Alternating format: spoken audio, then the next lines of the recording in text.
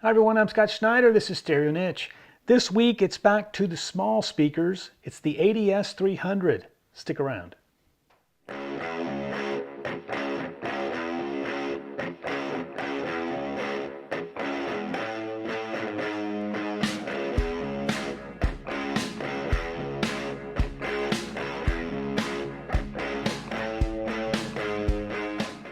All right, so as I mentioned, we're going to talk about a bookshelf speaker this week.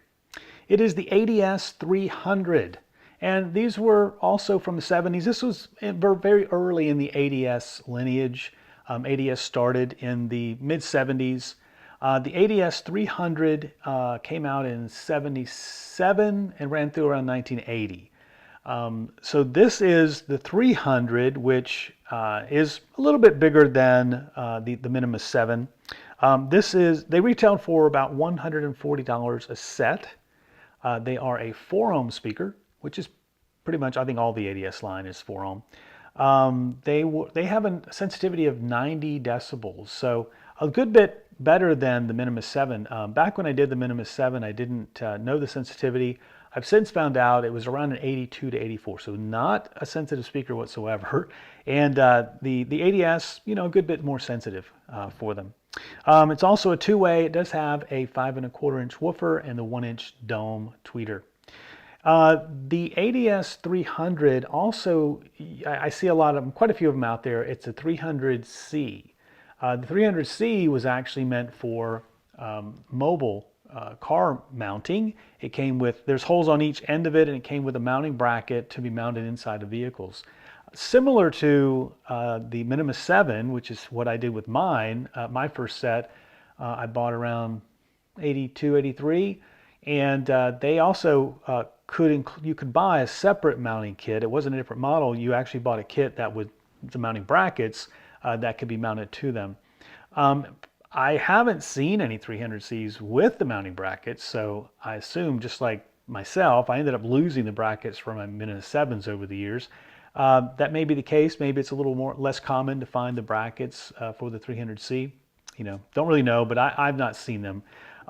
This set I bought, it came with, as part of a collection, and I have the original box actually that came with it. It came in a nice single box, pretty heavy duty, and I'm kind of excited to have it. These have a little bit of wear. They're in good shape. I mean, these are very well built, just like the Minimus 7. It's an all-metal enclosure. They do have holes on the back here, which I'll show you when I do the separate video of the close-ups. But they've got some mounting holes here for you to mount them in different configuration. They do have the metal grill as well.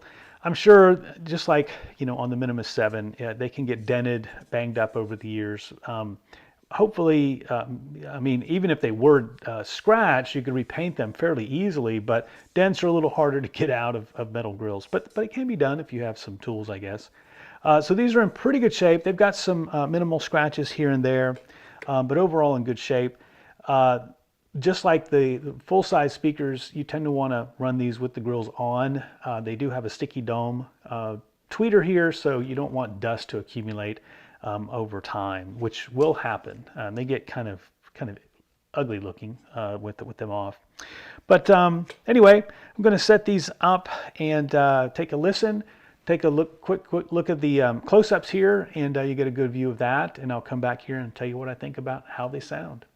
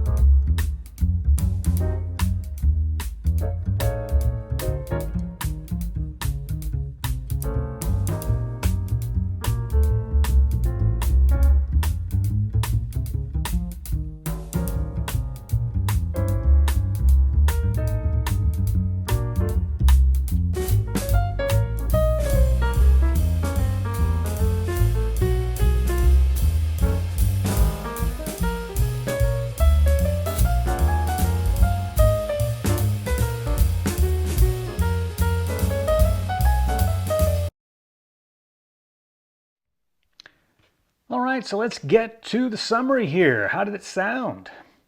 Well, let's see. So I'm going to start off with the style, like I always do. So these are a small black box. Well, you know, just like the Minimus 7. It's a small black box, albeit these are a little bit bigger than that, but not by a whole lot, not by a big margin. So, so I ended up giving them the same score of 12. No real difference here. The good thing about these little metal boxes is that they're fairly flexible. If you decide you want to paint them, a little bit of elbow grease here, and you can certainly do that. Turn them into something that they weren't originally, and convert them into something that matches your room. They have little holes on the back to mount to the wall. If you want to put some a nail in the wall or a screw and hook them on there, you could certainly put these on the wall, and heck, match your wall color if you like. But not something I would do. But they have that flexibility is the point, and a fairly low end price point. And if you wanted to do that, you could certainly do that, and have a nice little speaker mounted to the wall to match your wall color if you wanted to. So that's the style side of things. On to imaging. So they're just more airy. They have better separation of instruments and a little more airiness, I'll say, than the Minimus 7. Not dramatically, because the Minimus 7 I felt does a pretty good job of that for near field listening. I think you get a pretty decent little soundstage with them. These just do it a little bit better. And that's sort of the theme here, for every category outside of style. They're just a little bit better. And you get a little bit more something there. So a little bit broader soundstage, a little bit more separation of instruments. So they get a 17 on imaging. On to the lows, again, well, it's a little bit better, but it is a small box. You don't get a lot of bass out of this. You need a bit more of internal volume to get something, that's significant. But does an okay job. It does a little bit better job than the Minimus 7. But again, if you want real bass, you need to add a sub, pure and simple. But does do slightly better. Gets an 11 versus a 10. On to the mid-range. I'll say very ADS-ish. I love the ADS mid-range, and in prior reviews, I've called the ADS L810 sort of beefy steak, and so these, I get that beefiness here. These are similar drivers. They're not completely different drivers than the full large ADS line.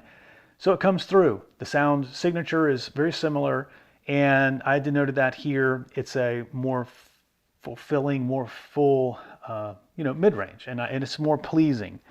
Again, not in a huge way, but in a small way, it's just a little bit better than the Minimus 7. So they get a 16. On to the highs, has that ADS smoothness. Carries over. I love the transition between the mid and the tweeter for the ADS line. That to me is one of the really nice things. On these, it's a very smooth transition that I just adore. Again, I'll use that word refined. It just seems to be a bit more refined than the Minimus 7, and it's almost like there have been some comments I've read over the years where people have said that the Minimus 7 is just a copy of a small ADS bookshelf. I have no way of knowing if that's true or not, but I can see where somebody from maybe Radio Shack came in and said, hey, look at this little bronze speaker we've got here. We want something like this just at a lower price point. And that's what they did. The Minimus 7 is a very nice speaker, but it just fell short just a little bit of what ADS was coming out with. So for that reason, it gets a 16 on the highs versus a 15 for the Minimus 7. So total points, the ADS gets a 72, and the Minimus 7 gets a 68. So my notes here were similar to large ADS models, brings a fullness that's just so satisfying, and I think that's kind of the summary I would give it all around.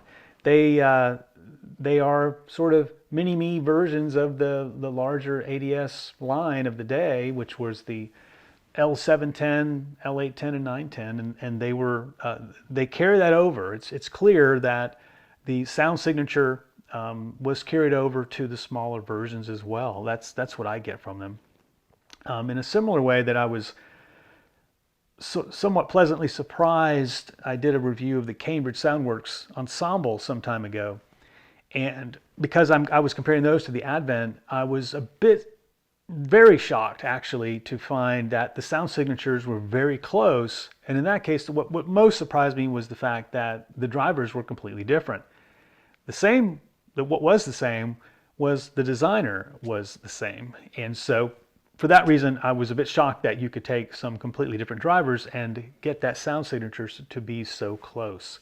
And less surprised here, of course, because these are from the same time frame. So not surprising for me.